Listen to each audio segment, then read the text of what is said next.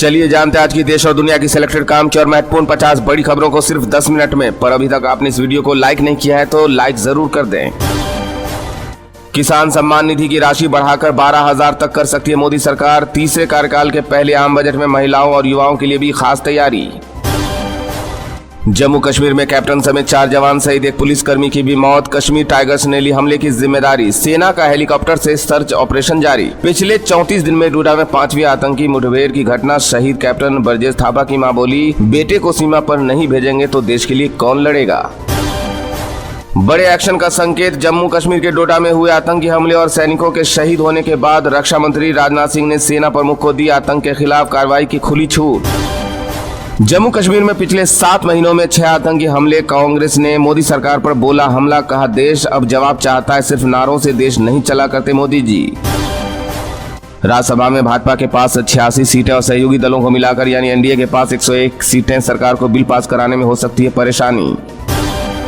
मोदी सरकार के लिए नई मुसीबत। हरियाणा में चुनावी घमासान से पहले किसानों का दिल्ली कूच। राशन, पानी और ट्रॉलियां लेकर हुए तैयार। चंडीगढ़ में किसान नेता बोले शंभू बॉर्डर खुलने का कर रहे इंतजार। वही हरियाणा सरकार ने कहा नहीं खोला जाएगा बॉर्डर।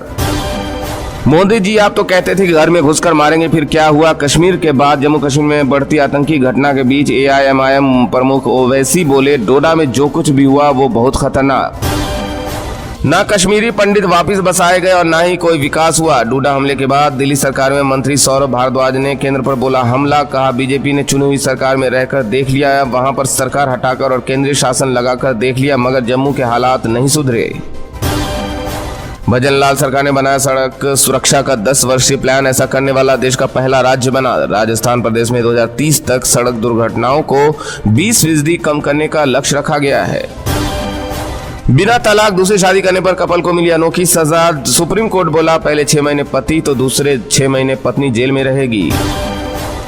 दिल्ली शराब नीति मामले में आप नेता मनीष सिसोदिया की जमानत याचिका पर सुप्रीम कोर्ट ने सीबीआई ईडी को भेजा नोटिस। 29 जुलाई को होगी अगली सुनवाई।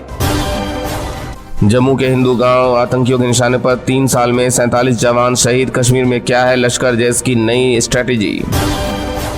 बजट 2024-25 की तैयारी पूरी। वित्त मंत्रालय में हलवा सेरेमनी। सीतारमण ने अधिकारियों का मुंह मीठा कराया। इस बार बजट पेश करने की रिकॉर्ड बनाएगी। सावधान, ज्यादा सिम कार्ड रखना पड़ सकता है भारी। 2 लाख का जुर्माना या फिर हो सकता है जेल।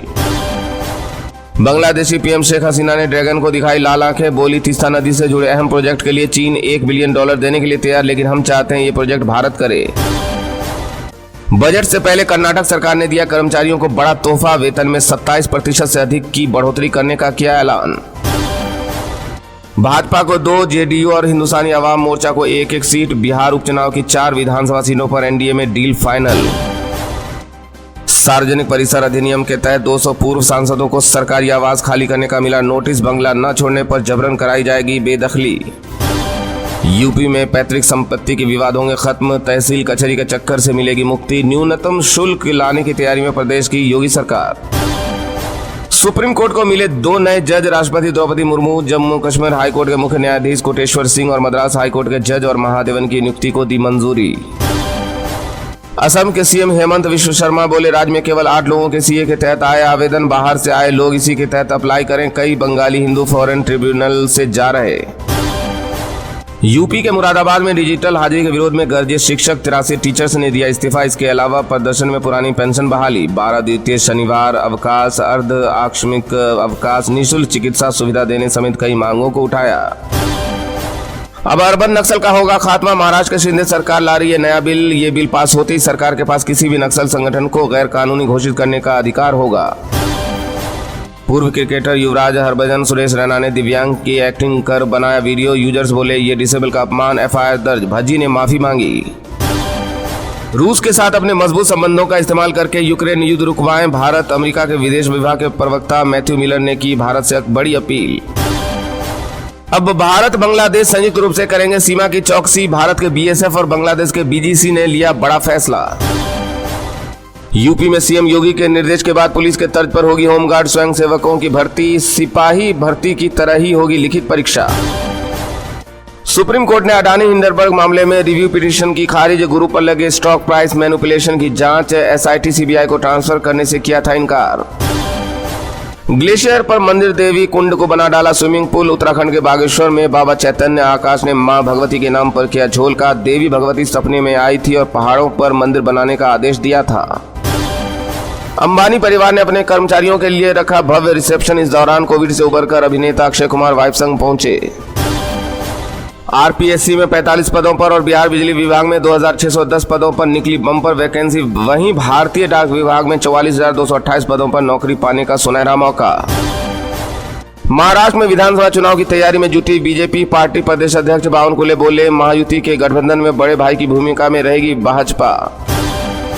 चर्चित ट्रेनी आईएएस अधिकारी पूजा खेरकर पर नई मुसीबत, अब घर पर चलेगा बुलडोजर। अतिक्रमण पर मिला नोटिस मगर अभी तक नहीं आया कोई जवाब। कहीं और नहीं हो सकता केदारनाथ धाम। दिल्ली में केदारनाथ मंदिर निर्माण को लेकर उपजे विवाद पर बोले उत्तराखंड के सीएम धामी, कहा प्रतीकात्मक रूप में अनेक स्थानों पर मंदिर बने लेकिन वे धामों का स्थान नहीं ले सकते। ट्रंप के हमलावर ने पहले प्रैक्टिस की फिर गोली चलाई। 2 दिन की तैयारी, बेडरूम तक पहुंची एफबीआई को अब तक क्या क्या पता चला।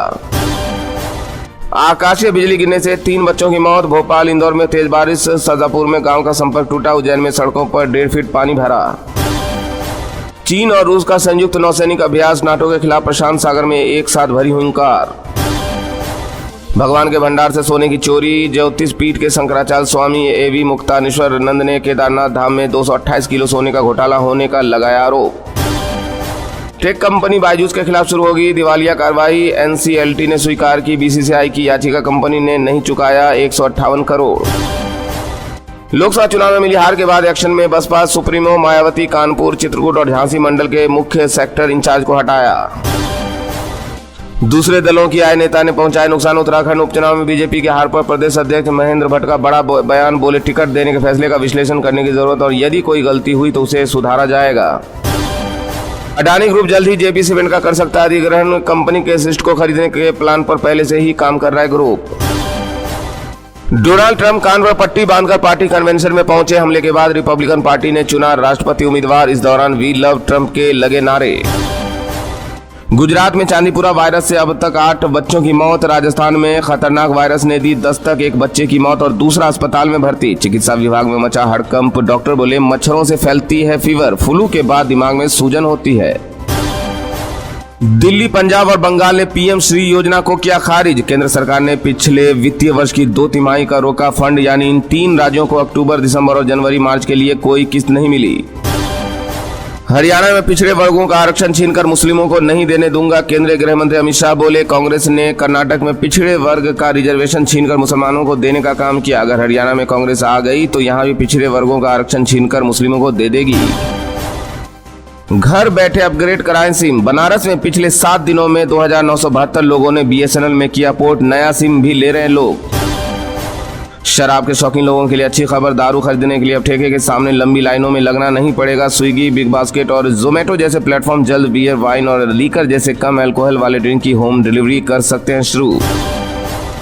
मानसून सत्र से पहले विपक्ष से गतिरोध खत्म करने की पहल। बीते संसद सत्र की तरह इस सत्र में भी हंगामा न हो, इसके लिए सरकार ने 21 जुलाई को बुलाई सर्वदलीय बैठक। बीजेपी की गलत नीतियों का खामियाजा भुगत रहे हमारे जवान और उनके परिवार। जम्मू कश्मीर के डोडा में हुए आतंकी हमले पर राहुल गांधी बोले, पूरा देश एकजुटता से खड़ा है, लेकिन सरकार से हम मांग रहे हैं कि कड़ी से कड़ी कार्रवाई हो। अगस्त में ऐलान, 3 चरणों में वोटिंग। जम्मू कश्मीर में विधानसभा चुनाव की तैयारी पर आगे बढ़ा इलेक्शन कमीशन। वहीं राजनीतिक दल भी अपना वोट गणित साधने में जुटे। दिल्ली के बाद तमिलनाडु में भी महंगी हुई बिजली। स्टालिन सरकार ने लोगों पर बढ़ाया 4 रुपये 83 पैसे ज्यादा बिजली बिल का बोझ। नई दरों के मुताबिक अब 0 से लेकर 400 यूनिट तक बिजली इस्तेमाल करने पर 4 रुपये 60 पैसे की जगह 4 रुपये 80 पैसे के हिसाब से बिजली बिल भरना होगा। नया टैरिफ 1 जुलाई से लागू होगा। यूपी के 20 जिलों में बाढ़, 30 गांव पानी में डूबे। गंगा का जलस्तर हर घंटे 5 से 10 सेंटीमीटर बढ़ रहा। गुजरात, महाराष्ट्र, बंगाल, बिहार समेत 19 राज्यों में अगले 3 दिन भारी बारिश का रेड अलर्ट। देश में फिलिस्तीनी के झंडे लहराए जाते हैं, हिंदुओं का अपमान किया जाता है, तब राहुल गांधी के मुंह से कुछ नहीं निकलता। केंद्रीय मंत्री गिरिराज सिंह ने राहुल गांधी पर बोला करारा हमला।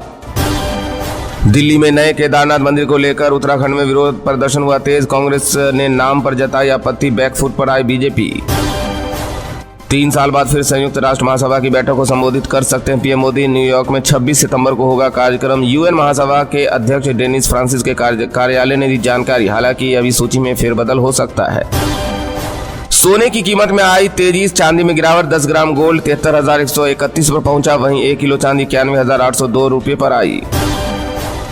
योगी सरकार का बड़ा फैसला, यूपी के सरकारी स्कूलों में डिजिटल अटेंडेंस 2 महीने के लिए स्थगित, शिक्षक लगातार कर रहे विरोध, दिक्कतों के समाधान के लिए बनाई जाएगी कमेटी।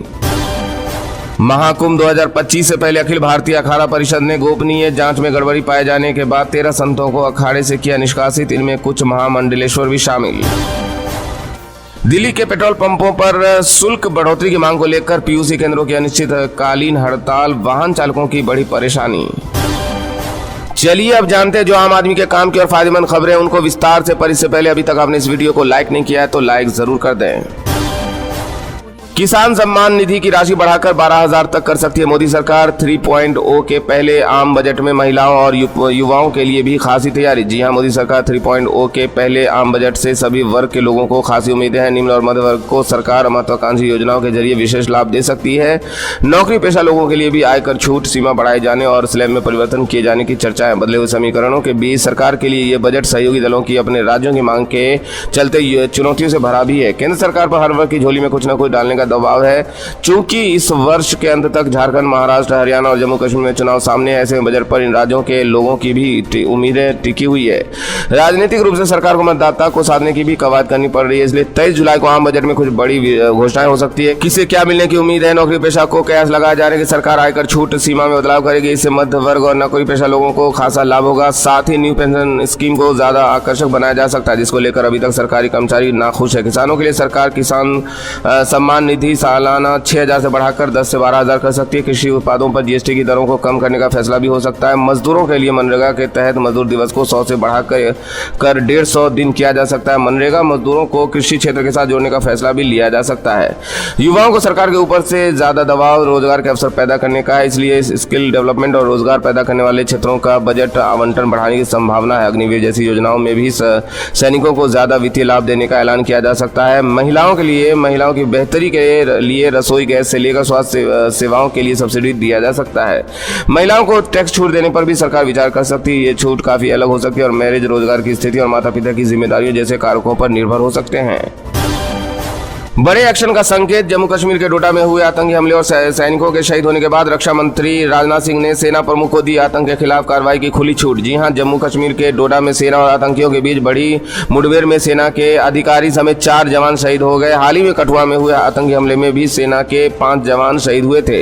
इन बड़ी घटनाओं पर अब सरकार सख्त एक्शन के मूड में नजर आ रही है। रक्षा मंत्री राजनाथ सिंह ने हमले के बाद सेना प्रमुख जनरल उपेंद्र द्विवेदी से फोन पर की बात। उन्होंने सेना प्रमुख को आतंकी घटनाओं को लेकर सख्ती से पेश आने के निर्देश दिए। राजनाथ सिंह ने जनरल द्विवेदी को कहा आतंकवादी और उनके संगठनों को लेकर कोई ढिलाई न बरती जाए। रक्षा मंत्री ने सेना प्रमुख से डोडा में आतंकियों के साथ चल रहे मुठभेड़ को लेकर भी जानकारी ली। सेना प्रमुख से उचित एक्शन लेने की बात कही। वहीं सेना से जुड़े अफसरों का कहना है कि आतंकवादियों से निपटने के लिए घेराबंदी मजबूत कर दी जाए। जवानों को मजबूत सपोर्ट के लिए इलाके में अतिरिक्त बल भेजा जाए।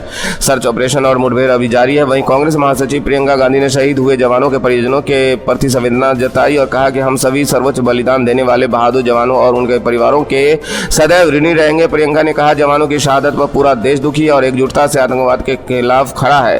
पिछले 78 दिन में जम्मू कश्मीर में 11 आतंकवादी हमले हो चुके हैं। उन्होंने कहा कभी नोटबंदी, कभी अनुच्छेद 370 के बहाने आतंकवाद को निस्तो नाबूद करने के फर्जी दावे की कीमत हमारे जवान अपनी जान देकर चुका रहे। हम कब तक अपने शहीदों की लाशें गिनते रहेंगे। वहीं कांग्रेस अध्यक्ष खड़गे ने कहा कि हम अपने वीरों के परिवारों के प्रति संवेदना व्यक्त करते हैं जिन्होंने भारत माता की सेवा करते हुए सर्वोच्च बलिदान चुकाया। खड़गे ने कहा बीते 36 दिनों में जिस तरह के आतंकी हमले जम्मू कश्मीर में हुए उन्हें देखते हुए लगता है कि हमारी सुरक्षा रणनीति में दोबारा से समीक्षा की जानी चाहिए। कांग्रेस अध्यक्ष ने कहा मोदी सरकार का व्यवहार ऐसा है मानो कि सब कुछ सामान्य और कुछ नहीं बदला। इन्हें पता होना चाहिए कि जम्मू क्षेत्र लगातार इन हमलों का खामियाजा भुगत रहा है।